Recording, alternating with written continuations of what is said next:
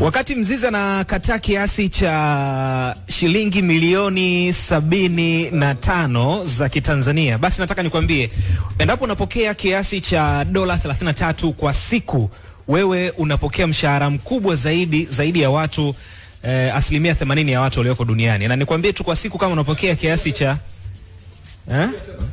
Kamanda, hujanisikia? Nimekusikia, ila nataka kupata uhakika. Kama unapokea kiasi cha dola 33 kwa siku, umeelewa vizuri? Kwa siku. Okay, hapo sawa.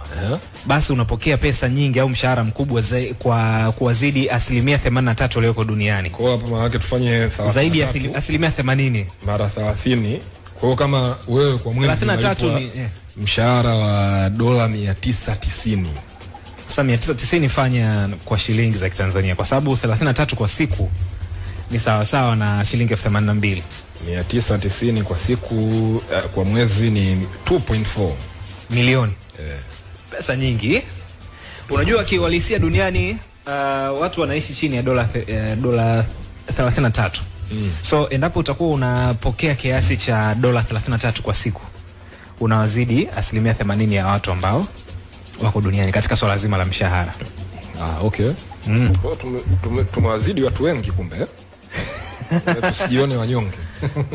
Karibu sana kwenye Crown Sports International. Naitwa Richiza Mr. Body Defense, niko na Kamanda Jeffrey hapa. Crown Media. Hapa ni nyumbani.